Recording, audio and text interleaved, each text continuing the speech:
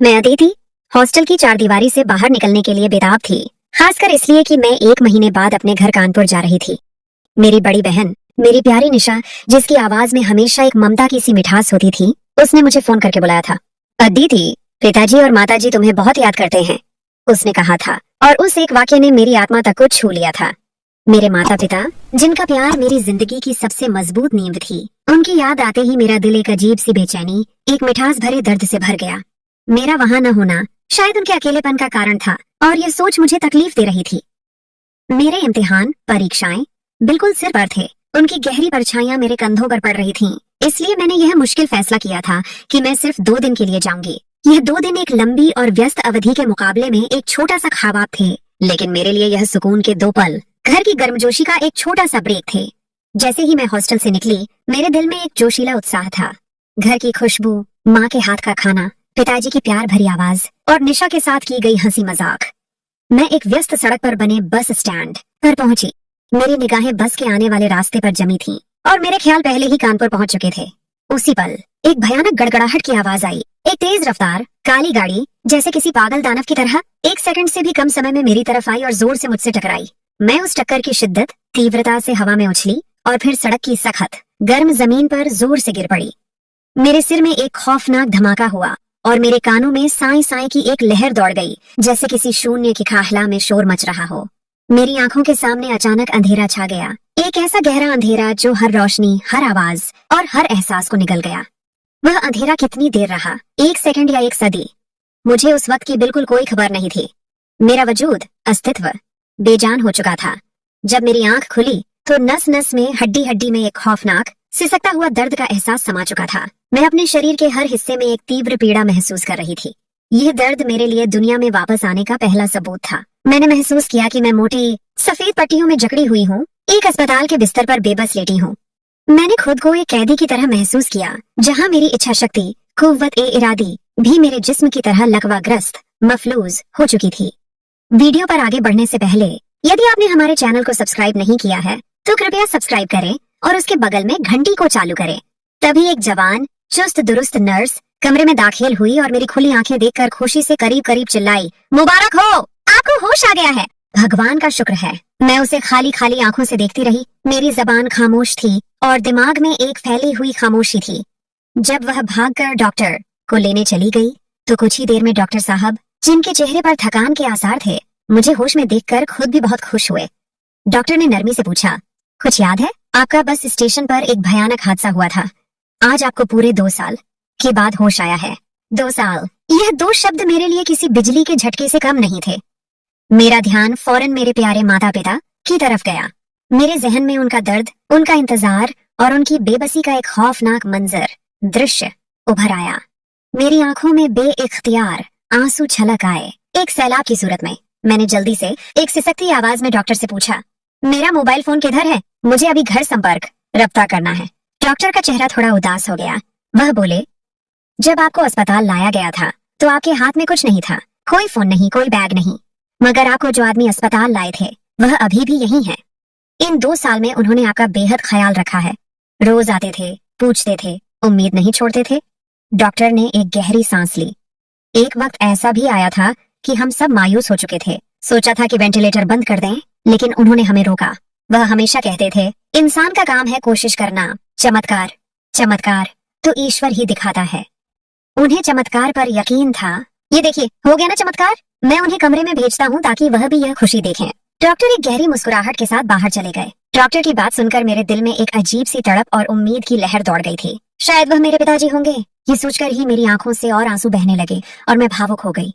मगर कमरे में दाखिल होने वाली शख्सियत को देखकर मैं चकित रह गई। मेरी सांस हलक में अटक गई। वह मेरे पिताजी नहीं थे, बल्कि एक नूरानी चेहरे वाला जवान लड़का था।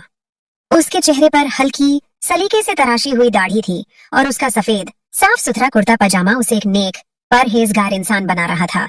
वह मेरी तरफ बढ़ा। उसके चेहरे पर एक गहरी, सच्ची खुशी थी और उसने मुस्कुराकर बोला, शुक्र है अदिति, आपको होश आ गया। उसका लहजा बहुत ही अपनत्व और सुकून से भरा हुआ था।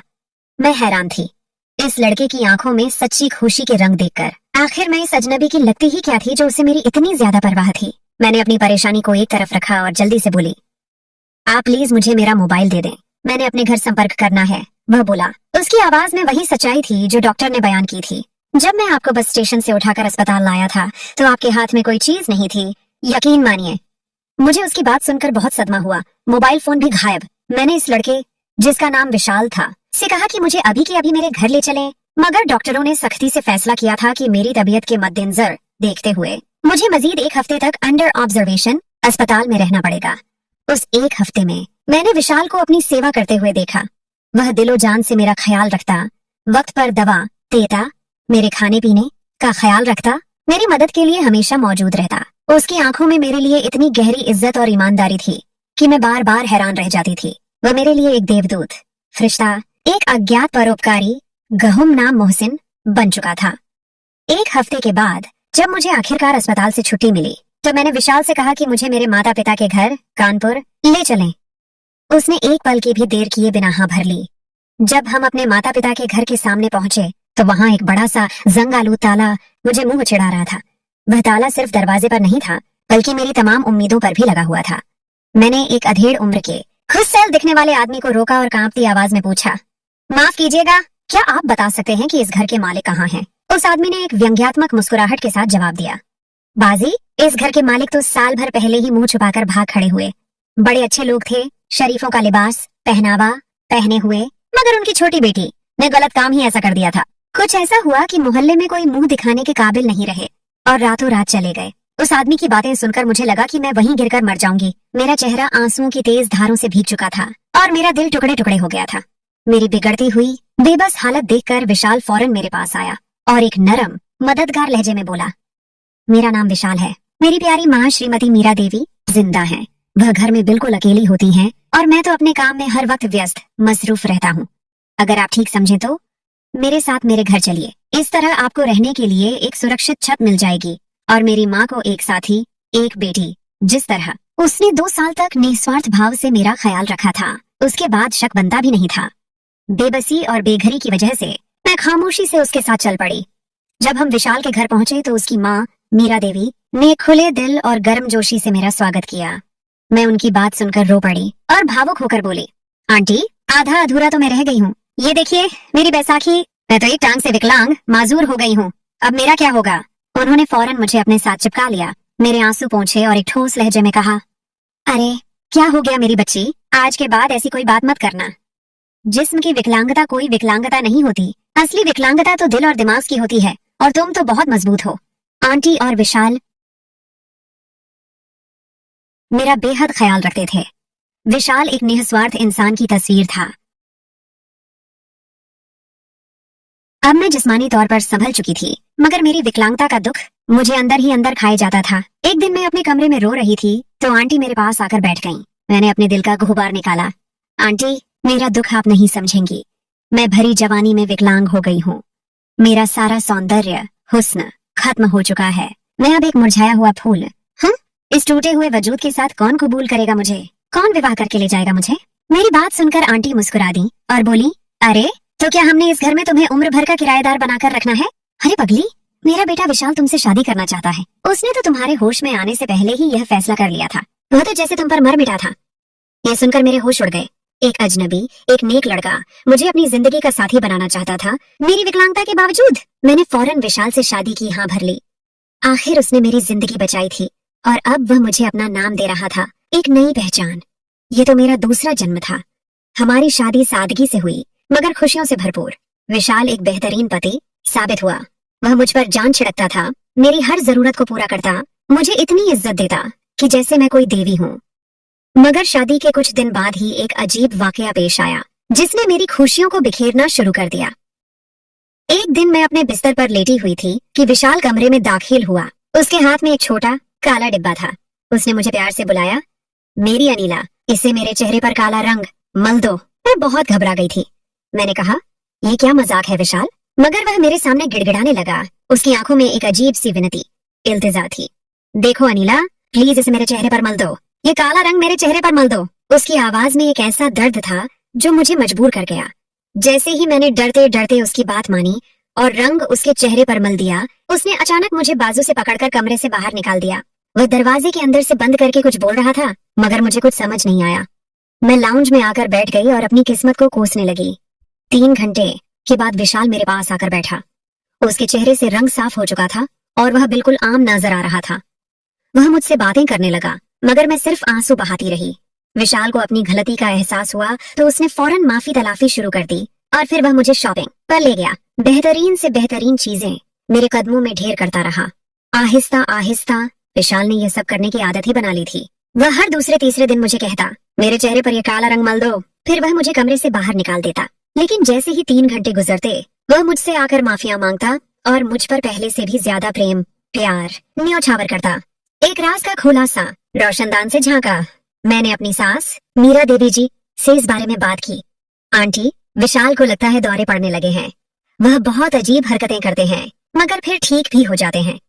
मेरी सास का चेहरा उदास हो गया और उन्होंने दुख भरे लहजे में बताया, बेटी, ये दौरे तो विशाल को 2 साल पहले से पड़ रहे हैं, इसीलिए तो वह किसी से शादी भी नहीं करता था। मुझे लगा था कि तुम्हारी मोहब्बत से वह ठीक हो जाएगा, मगर तुम्हारी बात सुनकर तो मैं और परेशान हो गई हूँ।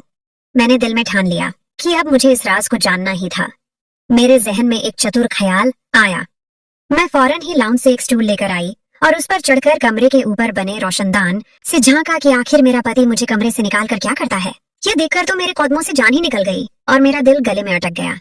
विशाल एक तस्वीर को पकड़े खड़ा था। उसकी आंखों से आंसुओं की झड़ी लगी हुई थी। वह इस तस्वीर को चूम चूम कर रोता जा रहा था। फिर उसने अलमारी से एक खत निकाला और उसे बार बार एक सिसकती आवाज में पढ़ पढ़ कर रोता जा रहा था। मैं स्टूल से नीचे उतर आई। एक सिरा मेरे हाथ लग चुका था। वह तस्वीर, मगर वह तस्वीर किसकी थी यह जानना बाकी रह गया था। एक दिन मैंने मौका पाकर अलमारी की चाबी विशाल से छुपा ली। वह सुबह जैसे ही ऑफिस गए, मैंने झट से अलमारी खोल ली। सबसे पहले वही खत मेरे हाथ लगा जिसको विशाल पढ़कर रोया करता था। मैंने कांपते हाथों से इस खत को खोला और पढ़ना शुरू किया। वह किसी लड़की का खत था, एक सिसकती हुई आत्मा की पुकार। विशाल, मेरा कोई भाई नहीं था, मुझे तुम पर पूरा भरोसा था, मगर तुम तो इंसान रूपी भेड़िए निकले। मैंने तुम पर आधा भरोसा किया था। आज मैं तुम्हारे हाथों मजबूर होकर आत्महत्या करने पर मजबूर हो चुकी हूँ। मगर मैं भगवान से प्रार्थना दुआ करके जाऊंगी कि जिस तरह तुमने मेरी हंसती मुस्कुराती जिंदगी को तबाह कर दिया है, वैसे ही तुम्हारी जिंदगी को तबाह करे। तुम पर एक एक सांस भी भारी हो, तुम सारी जिंदगी सिसकते रहो। यह बद्दुआ है तुम्हें, इस प्रिया की जिसने तुम्हें भाई समझा था। वह खत पढ़कर मुझ पर कंपी तारी हो चुकी थी। मैंने जल्दी से दूसरा लिफाफा खोला जो पिछले खत के नीचे दबाया गया था। वह लिफाफा मैंने जैसे ही खोला तो मेरे होश ही फना हो गए। वह तो मेरी बड़ी बहन निशा की हस्तलिपि तहरीर थी। मेरी अदीदी! बस यही 2 अल्फाज थे। मैं इस हस्तलिपि को सीने से लगाकर जार ओ कतार रोने लगी। मेरी आंखें आंसुओं से भर गईं और मेरा दिल चीखने लगा। तभी कमरे का दरवाजा खुला। विशाल वापस आ चुका था। विशाल को देखकर मेरी जान लबों पर आ गई। वह भी घबराया हुआ था। मैंने आगे बढ़कर विशाल को उसके गिरेबान से जा पकड़ा। मैं उसे बुरी तरह झिंझोड़ रही थी। मेरी विकलांगता का दर्द गुस्से में बदल चुका था। मैं रोती जा रही थी, चीख रही थी, बता, मेरी निशा कहाँ है? उसका यह खत, वह ठीक तो है ना? मेरे पिताजी कहाँ हैं? मुझे सब कुछ सच बता दो। मुझे यूं पागलों की तरह रोता देखकर विशाल भी भावुक हो गया। उसकी आंखों में भी आंसू आ गए और वह रोने लगा। उसने मुझसे कहा, अगर तुम मुझसे वादा करो कि तुम मुझे छोड़कर नहीं जाओगी तो मैं तुम्हें सब कुछ सच बता दूंगा। मैंने एक गहरी सांस ली और उसके साथ जल्दी से वादा किया, मैं कहीं नहीं जाऊंगी, बस मुझे सच बता दो। तब विशाल आंसू पोंछकर एक दर्दनाक स्वीकारोक्ति एतराफ करने लगा। मैं जिस दफ्तर ऑफिस में काम करता था वहां एक नई लड़की आई थी। वह मुझसे कहती थी, अगर मेरा कोई भाई होता ना तो वह बिल्कुल आपकी तरह होता। मैंने उससे कहा कि तुम मुझे अपना भाई ही समझो। यूं वह मुझ पर बहुत ज्यादा भरोसा करने लगी थी। उसका नाम निशा था। एक दिन मुझे मेरे बॉस ने अपने दफ्तर में बुलाया।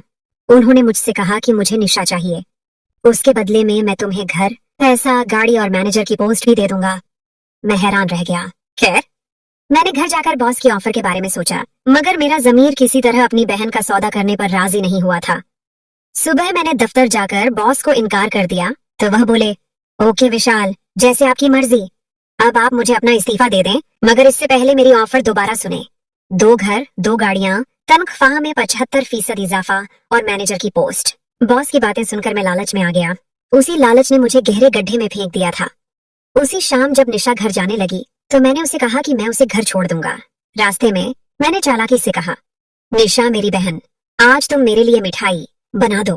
वह मेरे साथ आ गई। मैं उसे अपने साथ घर ले आया, जहाँ बॉस पहले से ही निशा का बड़ी बेसब्री से इंतजार कर रहा था। मैंने ही बॉस से डील पक्की करके उसे अपने घर बुला लिया था। मैं निशा को घर में छोड़कर मैं वापस चला गया था। अगले दिन जब मैं दफ्तर गया तो मुझे एक दिल दहला देने वाली खबर मिली। मुझे मेरे साथियों ने बताया कि कल रात निशा ने आत्महत्या कर ली थी। उसकी मौत की खबर सुनकर उसकी माँ, तुम्हारी माताजी भी दुनिया से चली गईं। यह खबर मुझ पर कयामत बनकर टूटी। मैं गहन ग्लानि, गहरे एहसास से जुर्म में मुब्तला था। वह सारी दौलत जिसके लिए मैंने निशा को धोखा दिया था, वह भी मुझे सुकून से न बचा सकी। एक दिन मैं बस स्टेशन पर बैठा था जब अचानक शोर मच गया कि एक लड़की का हादसा हो गया है। जब मैंने जाकर देखा तो वह मुझे निशा जैसी लगी। मैं फौरन तुम्हें अस्पताल ले गया। मुझे तुम में निशा की शक्ल नजर आती थी। इन 2 साल में मैंने तुम्हारी निस्वार्थ सेवा की थी, इस उम्मीद पर कि शायद ईश्वर मेरे पाप को माफ कर दे। जब तुम्हें होश आया तो मैं बहुत खुश हो गया, मगर जब तुम मुझे अपने घर लेकर गई तो मेरे तो होश ही उड़ गए थे। वह तो निशा का घर था। तब मुझे समझ आया कि तुम्हारी शक्ल उससे इतनी क्यों मिलती थी, क्योंकि तुम तो उसकी बहन हो। तुम भी अकेली हो चुकी थी, अपनी विकलांगता को लेकर परेशान थी, इसलिए मैंने तुमसे शादी कर ली थी। मैं हर रोज तुमसे माफियां इसलिए मांगता था कि शायद मेरा परमेश्वर, भगवान, मुझे माफ कर दे, और अगर तुमने मुझे माफ कर दिया तो भगवान भी मुझे माफ कर देगा। बताओ, तुमने मुझे माफ कर दिया ना? मेरा दुविधा और एक नया मोड़। बहन का आखिरी नोट विशाल रो रो कर मुझसे माफियां मांग रहा था। उसकी आंखों में गहन पछतावा था। मगर मैं कैसे इस शख्स को माफ कर दूं जिसने मेरी प्यारी बहन के साथ इतना बुरा किया था, जो मेरे माता पिता की मौत का कारण बना था। मेरा दिल चीख रहा था कि मैं उसे सख्त से सख्त सजा दूं। मगर एक और हकीकत भी थी। मैं एक विकलांग लड़की थी। विशाल ही मेरा एकमात्र सहारा था, जिसने मेरे टूटे हुए वजूद को 2 साल तक संभाल कर रखा था। मैं सोचूं कि एक भंवर में फंसी हुई थी, जब अचानक एक और ख्याल मेरे जहन में आया। अलमारी के अंदर निशा के खेछत के नीचे एक कागज का टुकड़ा और भी पड़ा था, जो मैंने भावनाओं, जज्बात की रौ में ध्यान नहीं दिया था। मैंने जल्दी से विशाल को एक तरफ धकेला और वह कागज का टुकड़ा उठाया। ये निशा की हैंडराइटिंग में एक छोटा सा नोट था, जो गहरे नीले रंग की स्याही से लिखा गया था, जैसे उसने मरने से पहले आखिरी लम्हों में लिखा हो। अदिति, ये मत भूलना कि जब हम बचपन में सड़क पर एक भूखी बिल्ली को खाना खिलाने के लिए गए थे, तो एक अंधी लड़की को देखकर तुमने कहा था कि अगर मैं तुमसे पहले मर जाऊं तो तुम्हारी जिंदगी का अहम मकसद यह होना चाहिए कि किसी भी सूरत में उस विशाल को सजा दो जिसने मेरे साथ धोखा किया है, और इस सजा में तुम्हारा ससुराल भी शामिल होगा। इस ससुराल को उनके गलत चुनाव का बदला मिलना चाहिए। सावधानी, एहतियात से काम लेना। बहन, मैंने वह कागज का टुकड़ा पढ़कर अपनी मुट्ठी में दबा लिया।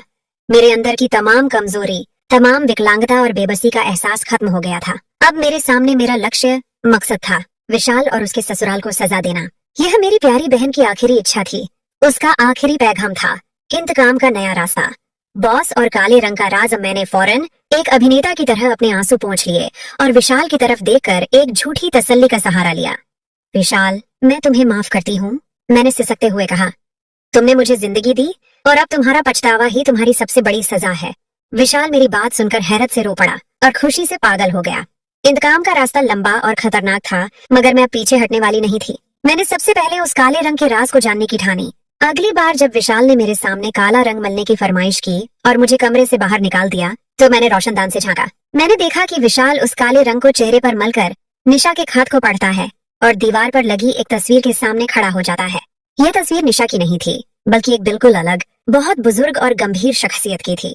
उसके हाथ में एक कलम था और वह बहुत अमीर दिखाई दे रहा था।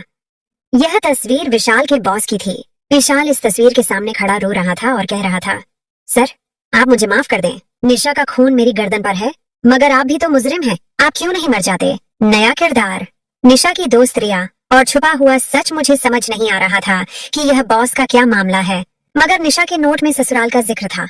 एक दिन मैंने पुराने मोबाइल फोन्स की मरम्मत करने वाले एक दुकानदार से संपर्क किया और उसे अपने गुमशुदा मोबाइल फोन का IMEI नंबर देकर मालूम करने को कहा। चंद दिन बाद मुझे पता चला कि मेरा फोन किसी रिया नामी लड़की के पास है। रिया निशा की सबसे अच्छी और सबसे करीबी दोस्त थी। मैंने उसे फोन किया और उसे अपने साथ होने वाले हादसे और निशा की मौत का बताया। वह हैरान रह गई और फौरन मुझसे मिलने के लिए तैयार हो गई। हम एक पार्क में मिले। रिया ने बताया, विशाल एक इंसान नहीं, वह एक लालची सांप था। वह निशा को भाई बहन कहता था, मगर जब उसके बॉस ने उसे एक बहुत बड़ी ऑफर दी तो उसने निशा को उनके हवाले कर दिया। रिया ने मुझे एक खुफिया डायरी दी जो निशा मरने से पहले उसके पास रख गई थी।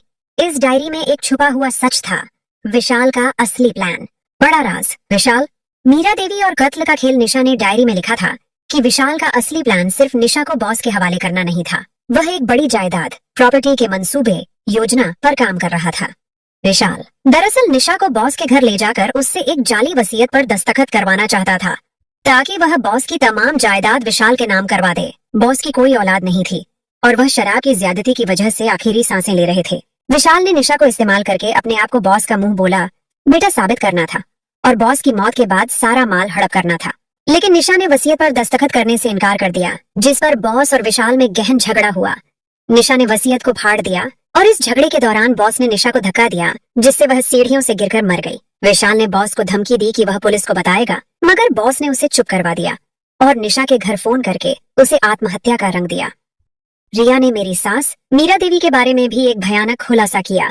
मीरा देवी दरअसल विशाल की असली बायोलॉजिकल मां नहीं, बल्कि बड़े बॉस की अवैध गैर कानूनी बेटी थी। विशाल के पिता को बॉस ने मार डाला था क्योंकि उसने बॉस के भ्रष्टाचार, करप्शन को बेनकाब करने की कोशिश की थी। मीरा देवी ने खामोशी से विशाल को अपना बेटा बना लिया ताकि एक दिन वह बॉस की जायदाद पर कब्जा कर सके। इन दोनों ने मिलकर जायदाद के लिए निशा को इस्तेमाल किया था। मेरे अंदर इंतकाम की आग भड़क उठी। अब यह सिर्फ निशा और मेरे माता पिता के न्याय इंसाफ का मामला नहीं था, एक बहुत बड़ा भ्रष्टाचार और कत्ल का खेल था, जिसमें मेरा पति और सास दोनों शामिल थे। मेरा फैसला, न्याय और बदला। मैंने अब फैसला कर लिया था। मैंने रिया की मदद से तमाम सबूत इकट्ठे किए, निशा की डायरी, मीरा देवी की असलियत के कागजात और सबसे अहम विशाल का अपना स्वीकारोक्ति। मैंने एक दिन विशाल को एक टेप रिकॉर्डर के सामने बुलाया और उसे दोबारा निशा की बात छेड़ने को कहा। मैंने रोते हुए पूछा, क्या तुमने मेरी बहन को मारा? उसने रोते हुए स्वीकार किया, मैंने उसे नहीं मारा, मगर मैं उसकी मौत का जिम्मेदार हूँ। बॉस ने उसे सीढ़ियों से धक्का दिया था। विशाल ने तमाम बात टेप रिकॉर्डर पर कह दी। अगले दिन मैंने रिया की मदद से तमाम सबूत टेप रिकॉर्डिंग के साथ पुलिस के हवाले कर दिए। मैंने अपनी विकलांगता और दूसरा जन्म विशाल की निस्वार्थ मोहब्बत के तौर पर कबूल नहीं किया, बल्कि इंतकाम के लिए उसे एक अनदेखा हथियार बना लिया। विशाल और मीरा देवी दोनों को गिरफ्तार कर लिया गया। जब वह मुझे देखते थे तो उनकी आंखों में धोखे का दर्द था, मगर मैंने अपनी विकलांगता के बावजूद न्याय करके दिखा दिया था। विशाल का जेल में पछतावा ही उसकी सबसे बड़ी सजा थी। मैं जानती थी कि उसकी जिंदगी अब मेरे बिना सिसकती रहेगी। निशा का बदला पूरा हो चुका था। मेरा जिस्म विकलांग था, मगर मेरा संकल्प और दिल ताकतवर था। मैंने अपने लिए न्याय की नई छत बना ली थी, सच्चाई की और मजबूती की। अगर आप मेरी जगह होते तो क्या फैसला करते? क्या आप इंतकाम, बदला को तरजीह देते या अपने सुरक्षित भविष्य को, जब आपका एकमात्र सहारा वह शख्स होता जिसने आपके परिवार को तबाह किया था?